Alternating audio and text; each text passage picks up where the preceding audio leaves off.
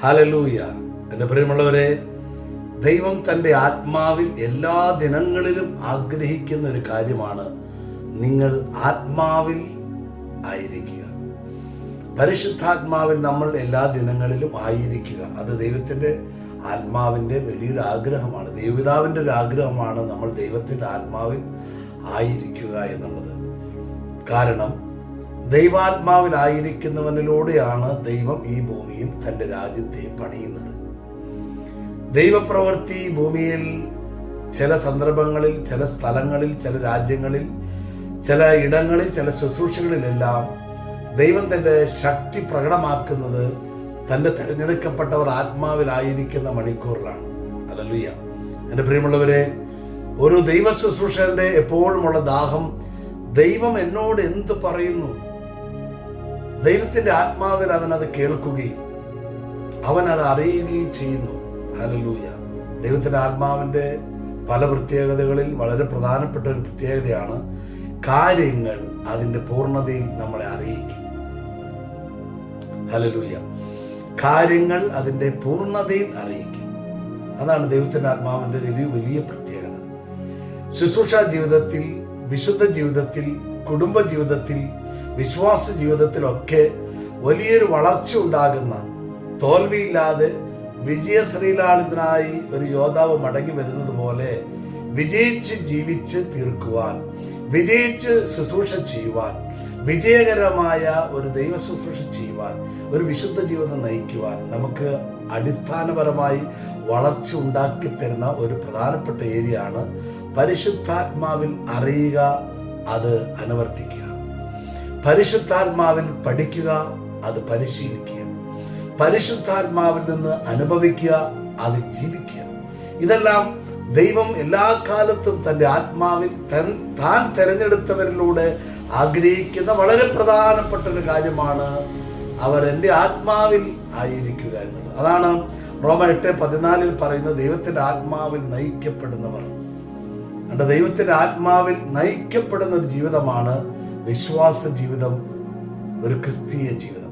ദൈവത്തിൻ്റെ ആത്മാവിൽ നയിക്കപ്പെടുന്നവരെ കുറിച്ച് അപ്പോസ്തലനായ പൗലോസ് റോമാ സഭയോട് പഠിപ്പിക്കുമ്പോൾ ഇങ്ങനെയാണ് അദ്ദേഹം പറയുന്നത്. ആ റോമ 8:14 തന്നെ അദ്ദേഹം അതിൻ്റെ വാക്ക് പറയുന്നത് ഇങ്ങനെയാണ്: ദൈവത്തിൻ്റെ ആത്മാവിൽ നയിക്കപ്പെടുന്നവരെല്ലാം ദൈവത്തിൻ്റെ മക്കൾ എന്ന് വിളിക്കപ്പെടും.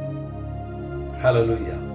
ഒരു വിശ്വാസി എപ്പോഴും ശ്രദ്ധിക്കേണ്ട ഒരു കാര്യമാണ്, ആത്മാവ് എന്നെ പ്രേരിപ്പിക്കുന്നുണ്ടോ, ആത്മാവ് എന്നെ നയിക്കുന്നുണ്ടോ, ആത്മാവ് എന്നെ ഏൽപ്പിക്കുന്നുണ്ടോ, ആത്മാവ് അതെന്നോട് പറയുന്നുണ്ടോ, ആത്മാവിൽ ഞാനത് ചെയ്യേണ്ടതുണ്ടോ.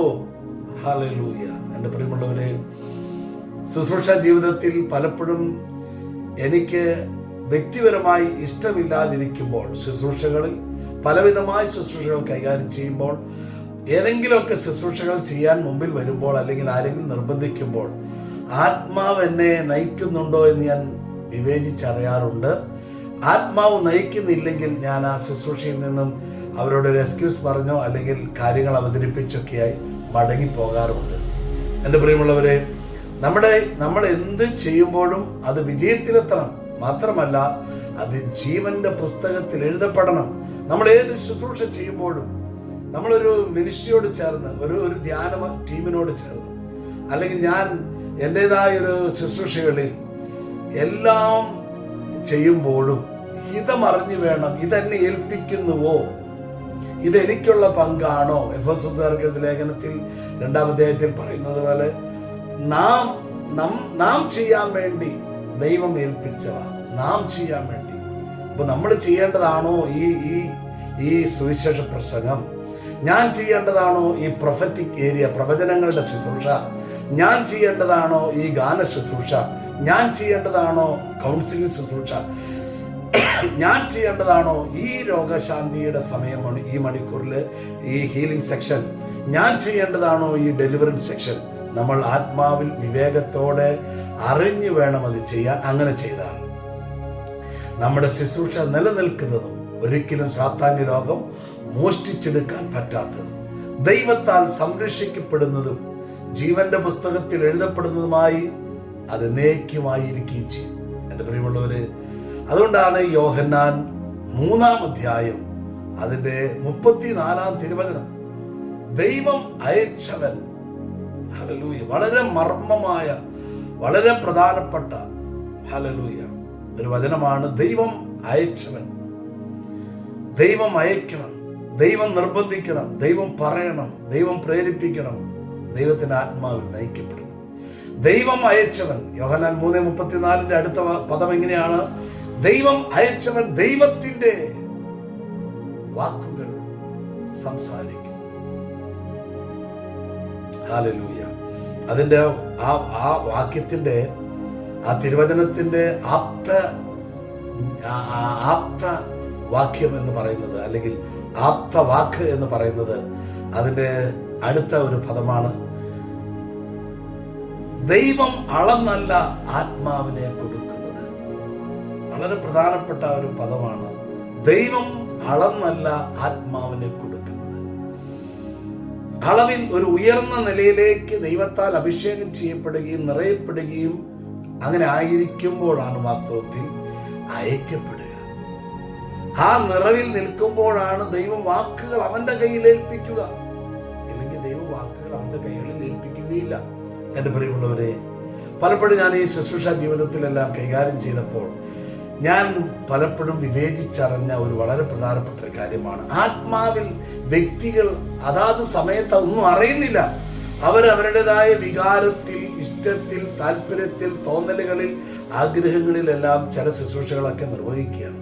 ചില എതിർപ്പുകളൊക്കെ അവർ പ്രകടമാക്കുകയാണ്. ഇത് ആത്മാവിൽ വിവേചിച്ചിട്ടല്ല അവരത് പറയുന്നത്. ഹല്ലേലൂയ. ഞാൻ പലപ്പോഴും ദൈവാത്മാവിൽ പ്രേരിതനായി ചില ശുശ്രൂഷകൾ കയറി കൈകാര്യം ചെയ്തപ്പോൾ പലരും എന്നെക്കുറിച്ച് പറയാൻ സാധ്യതയുമുള്ള ഒരു കാര്യമാണ്, ഇയാള് ചുമ്മാ ഇടിച്ചു കയറി നിൽക്കുന്ന ഒരു ശുശ്രൂഷമാണ്. ഒരിക്കലും അങ്ങനെയല്ല.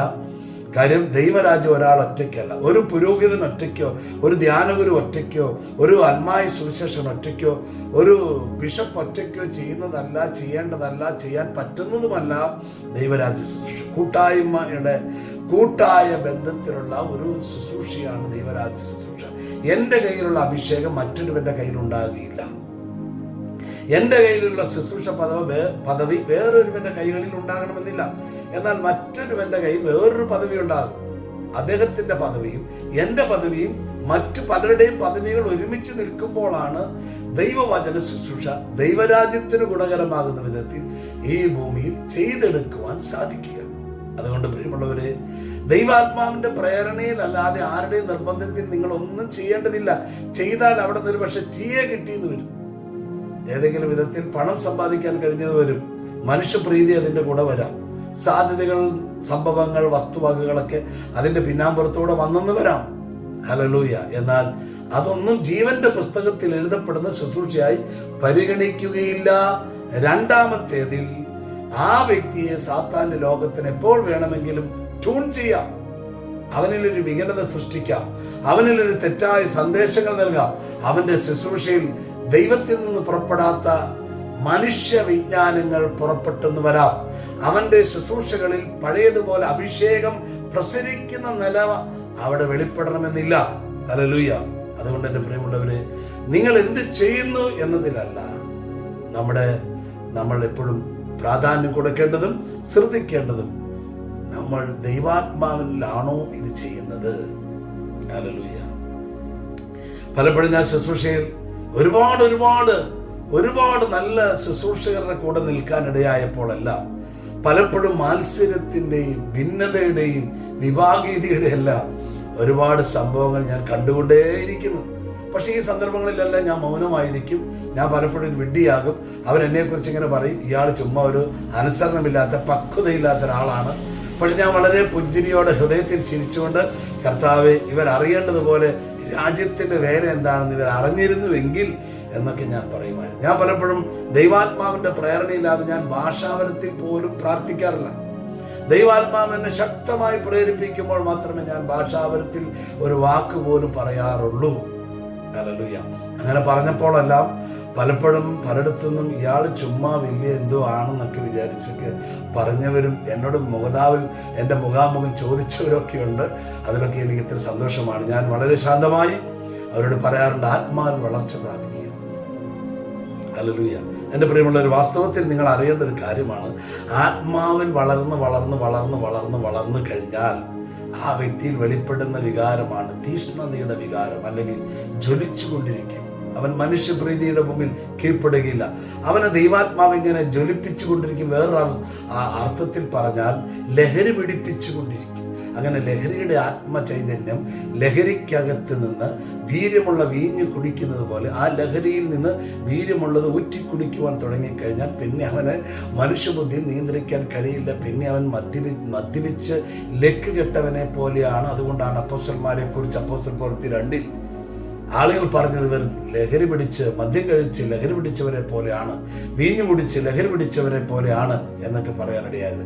ആത്മാവിൻ്റെ ഏറ്റവും ഉയർന്ന ഒരു ഹയർ ഏരിയ ആണ്, ഹയർ അനോയിന്റിംഗ് ആണ് ലഹരിയുടെ അഭിഷേകം. ഹല്ലേലൂയ. എനിക്കത് പഠിപ്പിക്കാൻ വളരെ ഇഷ്ടമാണിത്. ഹല്ലേലൂയ. എൻ്റെ പ്രിയമുള്ളവരെ, ഈ സന്ദർഭം പോലും ഞാൻ ആത്മാവിൻ്റെ പ്രേരണയുള്ളത് കൊണ്ടാണ് എൻ്റെ വീട്ടിൽ വെച്ച് ഞാൻ ഈ ശുശ്രൂഷ ചെയ്യാൻ ഇടയായത്. പ്രിയമുള്ളവരെ, എഫെസോസ്യർക്ക് എഴുതിയ ലേഖനം 1-ാം അധ്യായം അതിൻ്റെ 17-ാം തിരുവചനം, ആ വചനം ഞാനൊന്ന് വായിക്കാം.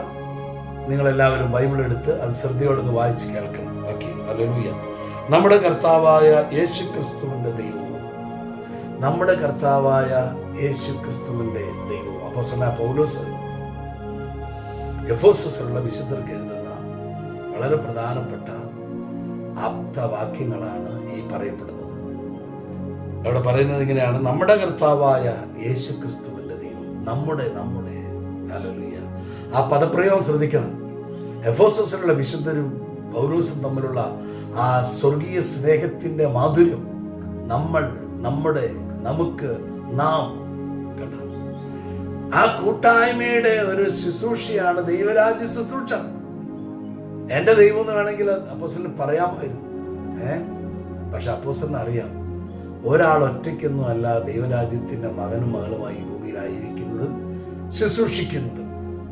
ദൈവം ആരെ മാനിച്ചോ അവരെ മാനിക്കാൻ പഠിച്ചാൽ അത് ദൈവത്തെ മാനിക്കുന്നതിന് തുല്യമാണ്. എൻ്റെ പ്രിയമുള്ളവര്, എൻ്റെ ശുശ്രൂഷ ജീവിതത്തിൽ ഞാൻ ഒരുപാട് അപമാനിക്കപ്പെട്ടിട്ടുണ്ട്. എനിക്കൊരു പരാതി ഇന്ന് വരെ ഉണ്ടായിട്ടില്ല. കാര്യം പരാതികളിലല്ല, അത് ഞാൻ അനുഭവിക്കുമ്പോൾ അടുത്ത ഒരു ഹയർ ലെവലിലേക്ക് അഭിഷേകത്താൽ ഞാൻ ആത്മാവിൽ പൂരിതനാവുകയാണ്. എൻ്റെ അകത്ത് തീ കത്തുന്ന അനുഭവമാണ്. പക്ഷെ ഭൂമിയിൽ അത് ആരോടും ഞാൻ പറയാറില്ല. ആർക്കും ഈ ഒരു മീറ്റർ കൊണ്ടോ ഏതെങ്കിലും തെർമോമീറ്ററോ മറ്റേതെങ്കിലും സംവിധാനം കൊണ്ട് ഇത് അളന്നു നോക്കാൻ കഴിയുകയില്ല. എന്നാൽ ആത്മാവിൽ നിറഞ്ഞ വ്യക്തിക്ക് ഇതറിയാൻ കഴിയും. ഒരിക്കൽ ഒരു പ്രശസ്തനായ ഒരു ദൈവ ശുശ്രൂഷകൻ, ഏറ്റവും ബഹുമാനപ്പെട്ട നായിക്കപ്പുറമുള്ള അച്ഛൻ, ഒരിക്കൽ എന്നെ ഇങ്ങനെ ഒരാൾ പറഞ്ഞിട്ട് ഫോൺ വിളിക്കാനിടയായി. ഫോൺ വിളിച്ചുകൊണ്ടിരിക്കുമ്പോൾ അത് വീഡിയോ കോളിലാണ്. അദ്ദേഹം പെട്ടെന്ന് പറയാണ്, വളരെ ഗ്രേസ്ഫുൾ ആണല്ലോ താങ്കൾ എന്ന് പറഞ്ഞു. ഹല്ലേലൂയ. ഒരാൾ പോലും ഇന്ന് വരെ എൻ്റെ മുഖം നോക്കി അങ്ങനെ ഒരു പദം പിശാച് ബാധിച്ചവർ പറഞ്ഞിട്ടുണ്ട്. 3 അവസരങ്ങളിൽ, 2 യാത്രകളിൽ, ഒരു ഷോപ്പിലേക്ക് കടന്നു ചെല്ലുന്നപ്പോഴെല്ലാം പിശാച് ബാധിതർ ഇതേ വാക്ക് പറയാൻ ഇടയായിട്ടുണ്ട്. മറ്റൊരു ശുശ്രൂഷകരിൽ നിന്നും ഞാൻ ഈ പദം കേട്ടിട്ടില്ല. ഹല്ലേലൂയ. എൻ്റെ പ്രിയമുള്ളവരെ, ആത്മാവിൻ്റെ നിറവിലാണ് ആത്മാവിൻ്റെ ചൈതന്യം മനുഷ്യരിൽ കുടികൊള്ളുന്നത് ദൈവമക്കൾക്ക്, ദൈവ ശുശ്രൂഷകന് മനസ്സിലാക്കാൻ കഴിയുന്നത്. ഒരളവ് കഴിഞ്ഞാൽ മാത്രമേ ഈ അഭിഷക്ത ശുശ്രൂഷകളുടെ വീര്യമുള്ള ഏരിയകൾ വെളിപ്പെടുകയുള്ളൂ. ബാക്കിയെല്ലാം ബുദ്ധി കൊണ്ട് കൈകാര്യം ചെയ്യുന്ന ഒരു രീതിയാകും, അഭിപ്രായം പറയുന്ന രീതിയാകും. വേറൊരു അവസരത്തിൽ ഞാനും എൻ്റെ ഒരു പ്രിയ സ്നേഹിതനും കൂടെ ലോകത്തിലെ തന്നെ ഏറ്റവും വലിയൊരു ധ്യാന കേന്ദ്രത്തിൽ ഒരു രാത്രിയിൽ ഒരു 7 മണി 8 മണിയോട് സമയത്ത് അടുത്തപ്പോൾ ഞാൻ ആ സഹോദരനും കൂടി ലോകം മുഴുവന് വേണ്ടി പ്രാർത്ഥിക്കാനായി ആ ധ്യാനമന്ദിരത്തിൻ്റെ ആരുമില്ലാത്ത ഒരു കോണിലേക്ക് നടന്നു പോവുകയാണ്. അങ്ങനെ പോകുമ്പോൾ ആ ധ്യാനമന്ദിരത്തിൻ്റെ ഡയറക്ടർ അദ്ദേഹം എന്നെ നോക്കി ഒരു കമന്റ് പറഞ്ഞു, എന്താണ് ഒരു കള്ളലക്ഷണം, എങ്ങോട്ടാണ് ഈ യാത്ര പോകുന്നേ, ഒരു കള്ളലക്ഷണമാണല്ലോ എന്ന് പറഞ്ഞു. എൻ്റെ കൂടെ ഉണ്ടായിരുന്ന ശുശ്രൂഷകൻ, എന്നോട് കൂടെ ഒരുപാട് ശുശ്രൂഷകളിൽ എന്നെ സഹായിച്ചിട്ടുള്ളതാണ്. ആ ബഹുമാനപ്പെട്ട ഡയറക്ടർ മാറിക്കഴിഞ്ഞപ്പോൾ എന്നോട് ചോദിച്ചു, എന്താ ജോയി ബ്രദർ അങ്ങനെ പറഞ്ഞു? ഇപ്പൊ ഞാൻ പറഞ്ഞതൊന്നും ആത്മാവിൽ വിവേചിക്കാതെ ബുദ്ധി കൊണ്ട് പറഞ്ഞ കാര്യങ്ങളാണ്, സാരമില്ല. എൻ്റെ പ്രിയമുള്ളവരെ, ആത്മാവിൻ്റെ കണ്ണ് ഉണ്ട്, മനുഷ്യന്റെ ഈ ശരീരത്തിന്റെ കണ്ണുണ്ട്. ഇതിൽ രണ്ടിലും ചിലത് കാണാം. എന്നാൽ രണ്ടാമത്തെ കണ്ണായ പരിശുദ്ധാത്മാവിന്റെ കണ്ണിൽ നോക്കിയാലേ സ്വർഗരാജ്യ സംബന്ധമായും അഭിഷേക സംബന്ധമായും ദൈവശക്തിയുടെ സംബന്ധമായും കാര്യങ്ങൾ വെളിപ്പെടുകയുള്ളൂ. ഹല്ലേലൂയ. അതുകൊണ്ട് എൻ്റെ പ്രിയമുള്ളവരെ, അപ്പോസ്തലനായ പൗലോസ് പറയാണ്, നമ്മുടെ ദൈവം സ്നേഹം. ഹല്ലേലൂയ. എല്ലാ ശുശ്രൂഷകളെയും മേലുള്ളതാണ് സ്നേഹം. എല്ലാ അഭിഷേകത്തിന്റെയും മേൽ ഉയർന്നു നിൽക്കുന്നതാണ് സ്നേഹാഭിഷേകം. ഞാൻ അഭിഷേകത്തെ കുറിച്ച് പഠിപ്പിക്കാറുണ്ട്. അഭിഷേകത്തിൽ ഞാൻ ഏറ്റവും ആത്യന്തികമായും ആഴമായും പഠിപ്പിക്കുന്ന ഒരു പദമാണ് സ്നേഹാഭിഷേകം, അനോയിന്റിങ് ഓഫ് ലവ്. ഹല്ലേലൂയ. ആ അഭിഷേകം ഇല്ലെങ്കിൽ എത്ര വലിയ അഭിഷേകമുണ്ടെങ്കിലും അതുകൊണ്ടൊന്നും ദൈവരാജ്യത്തിലേക്ക് ആത്മാക്കളെ നേടുവാൻ കഴിയുകയില്ല. നമുക്കിവിടെ ധ്യാനങ്ങൾ നടത്താം, പ്രഘോഷിക്കാം, പ്രവചിക്കാം, രോഗശാന്തി ശുശ്രൂഷകൾ ചെയ്യാം, ഹീലിങ്ങോ ഡെലിവറൻസോ ഏത് സെക്ഷനും നമുക്ക് കൈകാര്യം ചെയ്യാം.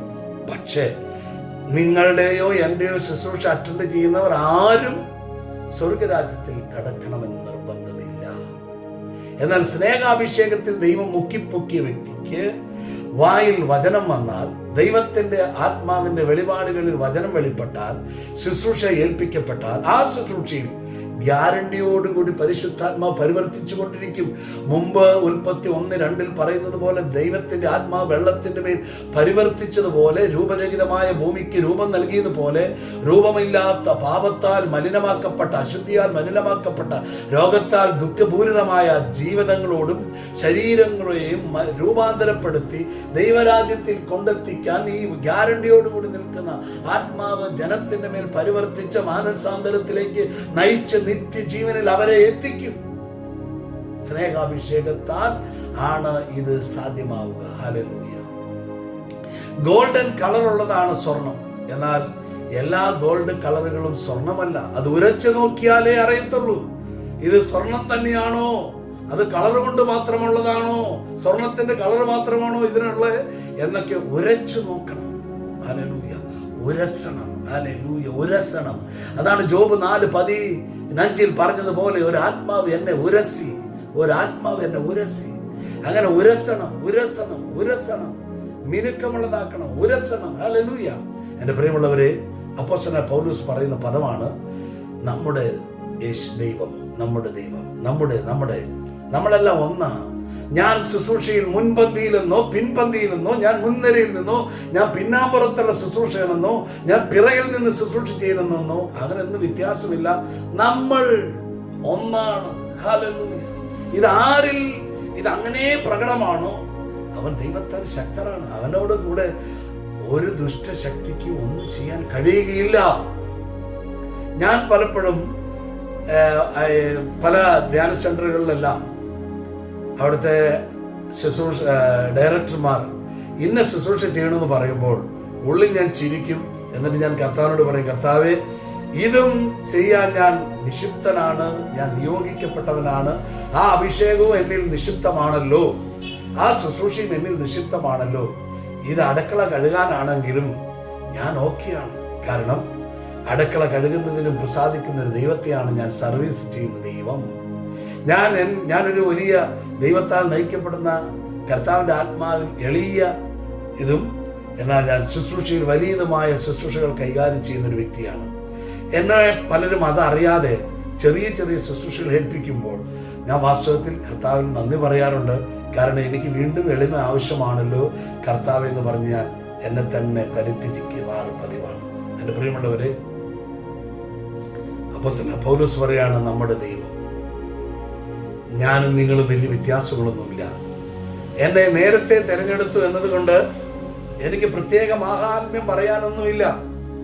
അതുകൊണ്ടാണ് ഒരിക്കൽ യേശു പറഞ്ഞത്, തോട്ടത്തിലെ വേലയ്ക്ക് വേണ്ടി 1-ാം മണിക്കൂറിലും 9-ാം മണിക്കൂറിലും 12-ാം മണിക്കൂർ പല മണിക്കൂറിലും തിരഞ്ഞെടുത്തവർ വന്നു, കൂലി എല്ലാവർക്കും ഒരുപോലെ കൊടുത്തു. പൗലോസ് അപ്പോസ്തലനും പത്രോസ് അപ്പോസ്തലനും ഈ പാവപ്പെട്ട ഈ കാലത്തിനായി ദൈവം തിരഞ്ഞെടുത്ത ഈ ജോയ് സഹോദരനെയും ദൈവം നൽകാൻ പോകുന്ന കൂലി, ദൈവം നൽകുന്ന കൂലി ഒന്ന് തന്നെയാണ്. അത് അപ്പോസ്തലനായ പത്രോസിന് ലഭിക്കും, പൗലോസ് അപ്പോസ്തലന് ലഭിച്ചു, പരിശുദ്ധ അമ്മയ്ക്ക് ലഭിച്ചു, എനിക്കും ലഭിക്കും, അതെല്ലാവർക്കും ലഭിക്കും. ഒരേ സ്ഥലമാണ്, ഒരേ കൂലിയാണ്. ഹല്ലേലൂയ, അത് സ്വർഗരാജ്യമാണ്.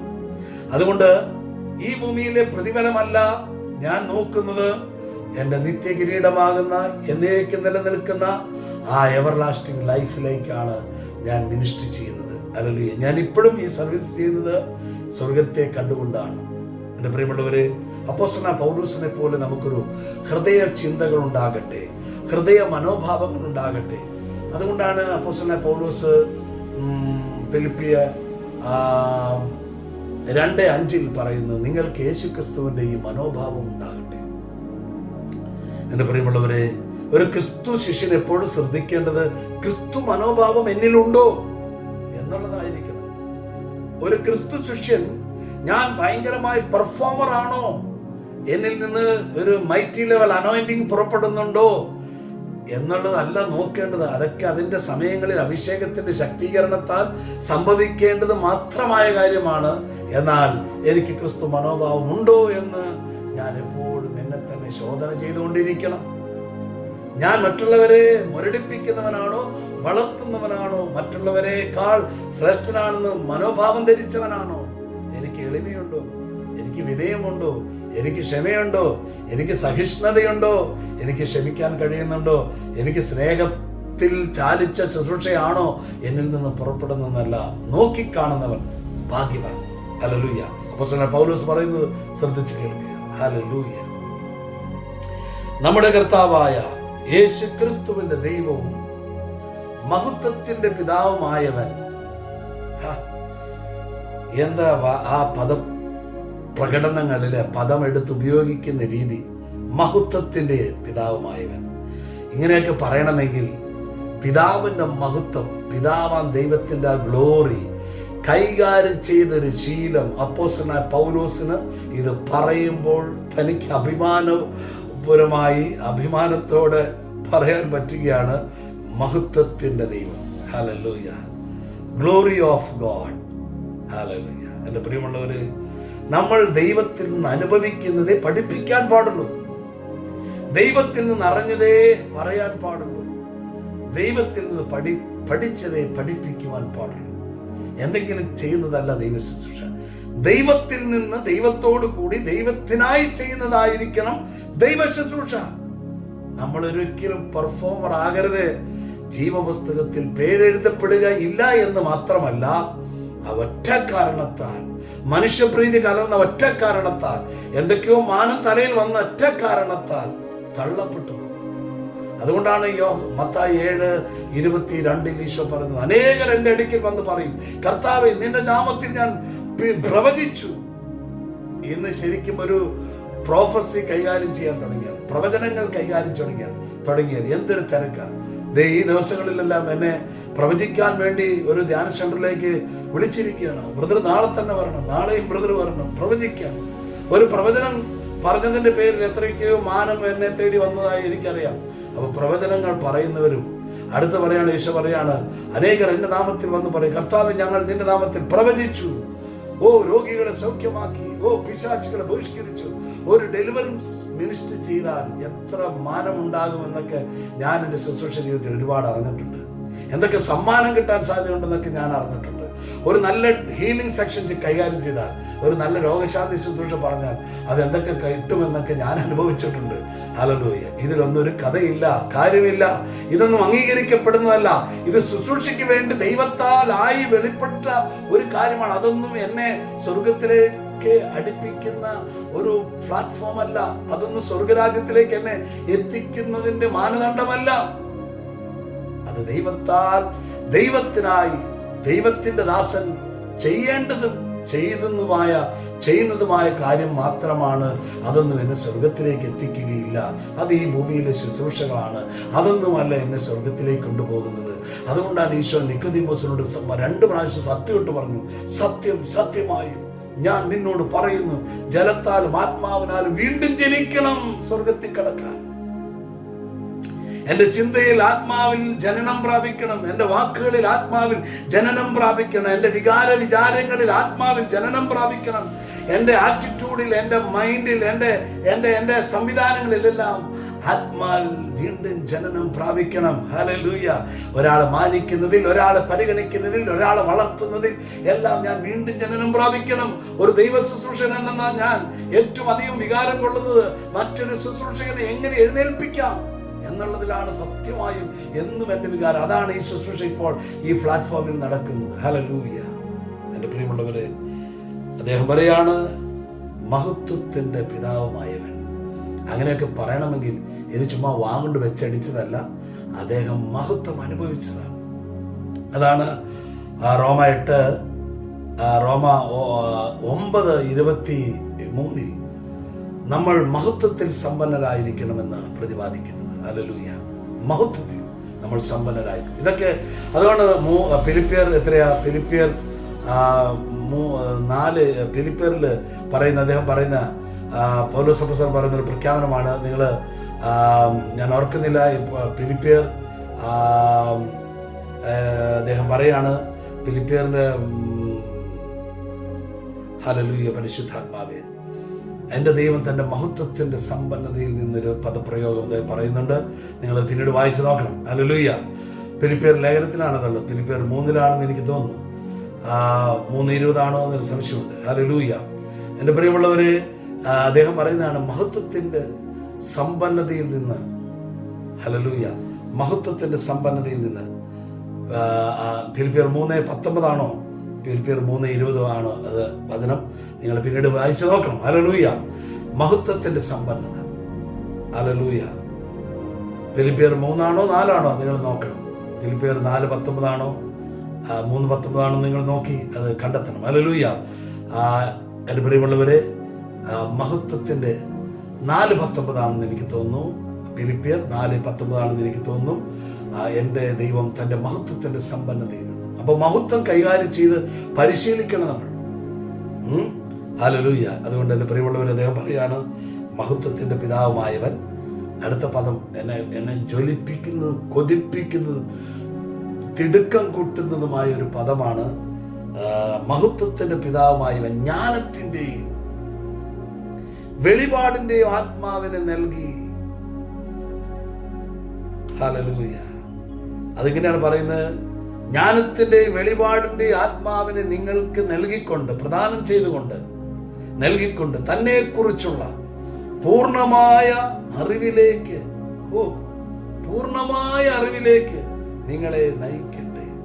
നിയമാവർത്തനം 34:9 ജോഷുവനെ കുറിച്ച് പറയുന്നുണ്ട്. നൂനിന്റെ പുത്രനായ ജോഷുവ ജ്ഞാനത്തിന്റെ ആത്മാവിൽ പൂരിതനാണ്.